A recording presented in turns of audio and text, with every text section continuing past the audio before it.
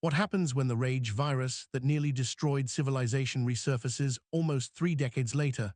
28 years later, 2025, thrusts us into a world where humanity has rebuilt, but scars remain fresh, and the illusion of safety is about to be shattered. This isn't just another infection story. It's about legacy, memory, and whether humanity can outrun its past. Today, we'll explore the setup, the new cast of survivors, the atmosphere of dread, and the themes that keep this franchise terrifying. Stop. This recap guides you through the film's spoiler-safe territory. We'll cover how society looks nearly 3 decades after the outbreak, the fragile systems that keep people alive, and the characters who anchor the narrative. We'll sketch the return of the virus without crossing into the film's later reveals. Think of this as a survival briefing, not a mission log. You'll know the terrain, but the choices are yours to discover. 28 years later, the UK, and much of the world, has clawed its way back from the brink. Cities are partially repopulated, borders enforced, and quarantine zones a reminder of the past. The infrastructure is functional but fragile. The promise of normalcy coexists with military checkpoints, curfews, and whispers that the virus isn't as dead as people hoped. The film introduces a new generation who grew up with stories of the outbreak rather than memories. They're young adults shaped by fear they didn't personally live through, some dismissive of the past, others obsessed with it. Among them is a lead character whose family was torn apart by the virus decades earlier, making survival not just practical but personal. Though the virus has been dormant, its shadow lingers. Research facilities study it, governments suppress information about lingering risks, and survivors from the original waves carry trauma that shapes their decisions. The idea that it can't happen again becomes the most dangerous assumption. A chain of events reawakens the nightmare. A breach in protocol, a miscalculation, or a deliberate act, something allows the virus to surface again. What begins as an isolated scare escalates into undeniable crisis. The world is reminded that infection spreads faster than truth. The film leans into unease.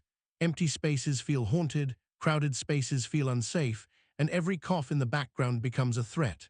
Director Danny Boyle returns to sharp, kinetic visuals, fast cuts, jagged motion, and sound design that spikes heart rates.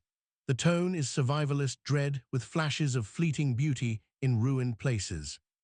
Rebuilt towns and makeshift communities fracture under stress. Neighbors who once cooperated for survival turn on each other. Panic spreads as quickly as infection, and rumors of safe havens spark dangerous migrations. The movie captures how fragile trust becomes when fear resurfaces. Armed forces still act as both protectors and oppressors. Their presence keeps order, but also fuels resentment. Soldiers are tasked with impossible choices: defend civilians, enforce harsh containment, or abandon posts when survival outweighs duty. The clash between humanitarian aid and military discipline is a recurring thread. Beyond the global threat, the story narrows to personal survival. Families are torn apart again, friendships are tested, and new bonds form in the crucible of crisis. The narrative shows how small, personal decisions ripple outward in a disaster this contagious. When the rage virus erupts again, it's swift and merciless. Early victims set the tone: uncontrollable violence, speed, and the relentless spread that defined the original films. The horror lies not only in the infected, but in how unprepared people are despite decades of warnings.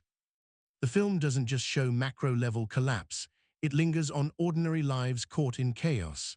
A classroom evacuation, a hospital under siege, or a family trying to escape a barricade, scenes emphasize how quickly order becomes carnage. Horror is grounded in the vulnerability of the everyday. At the midpoint, the characters uncover a truth about the virus that reframes their survival odds. It suggests the outbreak isn't purely random, but tied to human decisions and systems. Without spoiling specifics, the revelation tightens the narrative, forcing everyone to rethink what survival even means. The movie explores what it means to remember versus what it means to deny.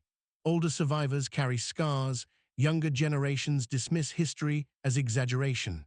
That tension drives both conflict and tragedy. The rage virus becomes a metaphor for suppressed trauma resurfacing violently when ignored. By the later acts, containment collapses and the story moves beyond local panic to global stakes. Bigger crowds, higher risks, and desperate measures unfold, but we stop short of revealing outcomes. The escalation is clear, survival shifts from individual to systemic. 28 years later succeeds because it blends horror with social commentary. The cinematography amplifies chaos without losing clarity. The score balances silence with pounding urgency. The performances ground the spectacle in human emotion. And the packing reminds us that terror isn't in the jump scare, but in the slow realization that safety is temporary. So where does this leave us?